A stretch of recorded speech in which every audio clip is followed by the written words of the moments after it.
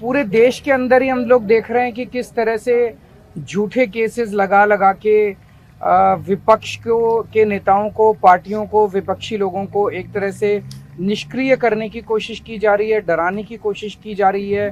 कई लोगों को तोड़ तोड़ के बीजेपी अपनी पार्टी में शामिल कर रही है। ये जनतंत्र के लिए अच्छा नहीं है।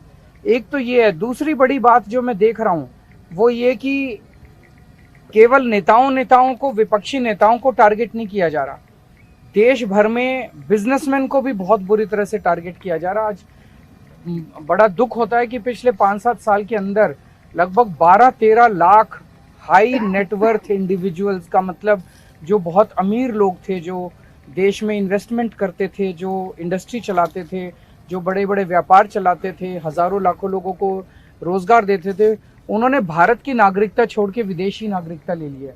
वो भारत छोड़ के चले गए हैं, अपने बिजनेस यहाँ पे बंद कर दिए हैं। उनके पीछे भी ईडी छोड़ रखी है, उनके पीछे इनकम टैक्स छोड़ रखा है, सीबीआई छोड़ रखी है। ये पूरे देश के अंदर जो डर का माहौल पैदा किया हुआ है, केवल पॉलिटिक्स में नहीं, बिजनेस में, व्यापार में, इंडस्ट्री में, जो पूरे देश के अंदर एक डर का माहौल है, ये देश के लिए अच्छा नहीं है। देश तरक्की नहीं कर। जब राहुल गांधी की जब सदस्यता गई आपने खुलकर सपोर्ट किया, लेकिन जो संजय सिंह के मामले में कांग्रेस जो है शर्तों के साथ ना करे क्या फर्क पड़ता है। देखिए पूरा का पूरा इन्होंने हमारी इतनी जांच करा ली, कुछ निकला। बस घोटाला बोले, बस घोटाला हो गया, कुछ नहीं निकला उसमें, सारी जांच करा ली। बोले स्कूल के क्लासरूम बनाने में घोटाला कर दिया, सारी जांच करा ली, उसमें कुछ निकला। फिर बोले बिजली का घोटाला हो गया, इतने 1000 करोड़ रुपए का, उसमें कुछ नहीं निकला। फिर बोले सड़कों के बनाने में घोटाला हो गया, उसमें कुछ नहीं निकला। पानी का घोटाला हो गया, उसमें कुछ नहीं। अब ये धीरे धीरे पता चल रहा है, कल सुप्रीम कोर्ट की सुनवाई आप सब लोगों ने सुनी, कि ये पूरा शराब घोटाला भी फर्जी है। मैं तो शुरू से ही कह रहा था कि एक पैसे का कोई लेन देन नहीं हुआ। जज कल बार बार पूछते रहे, भाई कोई तो दिखाओ, एक पैसा तो दिखाओ, कहीं सबूत तो दिए। एक सबूत नहीं है इनके पास, एक सबूत नहीं है। तो पूरा का पूरा शराब घोटाला फर्जी है। थोड़े दिन के अंदर ये शराब घोटाला बंद हो जाएगा, एक और ले आएंगे।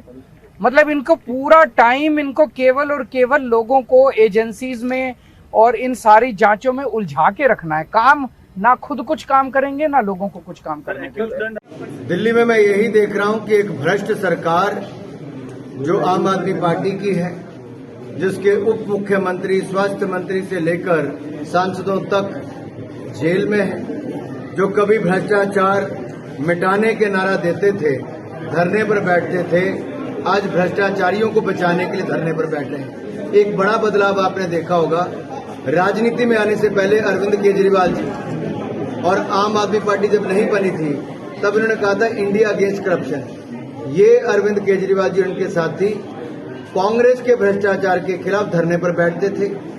अब अरविंद केजरीवाल जी अपने भ्रष्ट साथियों को बचाने के लिए धरने पर बैठते हैं। यही बदलाव है। सत्ता में आने से पहले, राजनीति में आने से पहले कहते थे कि इस कुर्सी में कोई खोटे जो बैठता है उसको भ्रष्टाचारी हो जाता है। तो अरविंद केजरीवाल जी ने वो सिद्ध किया है, बैठे हैं और भ्रष्टाचार ही किया है।